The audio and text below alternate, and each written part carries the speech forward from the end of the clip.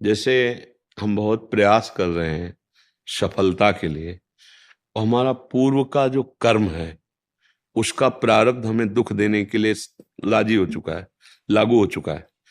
अब हम जो भी लौकिक उपाय करेंगे वो परास्त करता रहेगा, अपने को निष्फलता ही हाथ लगती मिलेगी। अब उसको नष्ट करने के लिए जो प्रबल उपाय है वो भगवान की शरण में होकर के नाम, ये ऐसा सामर्थ्यशाली अमोघ बाण है कि उस तुम्हारे पूर्व कृत जो पाप कर्म हुआ उसका जो फल दुख देने आ रहा है उसको नष्ट कर देगा। दूसरा कोई उपाय नहीं है।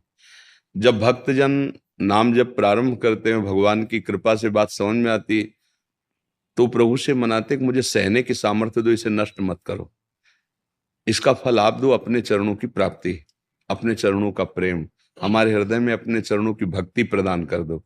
उसका भाव बदल जाता है। नाम में अपार सामर्थ्य है। नाम के सिवा और जितने कर्म शुभ कर्म होंगे तो शुभ कर्म का एक अलग हिसाब होता है, अशुभ कर्म का अलग हिसाब।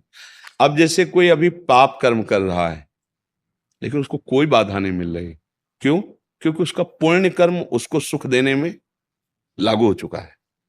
अब जब तक वो पुण्य कर्म चलेगा और उसका पाप हो रहा है, उसका बाल भी बांका नहीं होगा।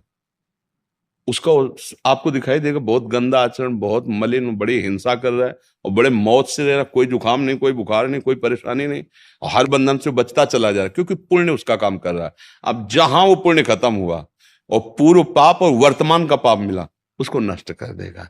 ऐसा है। समझ पा रहे हैं किसका है? समझ पा रहे हैं आप? हाँ, इसलिए हम दुख सुख को तो छोड़ें, ये तो जो हिसाब होगा हो ही जाएगा। हम ऐसा कार्य करें जो पूर्व संचित पाप हैं, जो हमें बहुत भोगना है और जो अभी हमसे गलतियां हुई हैं, उनको सबको मिटा दे। वो उपाय से है वो एक भगवान का आश्रय लेकर भगवान का नाम जप करना। बस अपने आचरण सुधारो।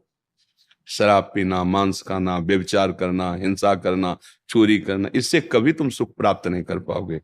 और कुछ बने बने, ना बने ना बने, राम राम, कृष्ण कृष्ण, राधा राधा, हरि हरि, शिव शिव, जो नाम तुम्हें प्रिय लगे सब हमारे प्रभु के नाम। हम तो वृंदावनवासी, राधा उपासी, हम तो राधा राधा एक। पर तुम्हें जो नाम प्रिय लगे वो नाम जपना शुरू कर दो। कोई तुम्हें जानने की जरूरत नहीं कि इसका फल क्या होता है, इसकी महिमा क्या होता, सब आगे जान जाओगे। बस नाम जप शुरू कर दो। और नाम जब तभी होगा जब ये आचरण नहीं होंगे।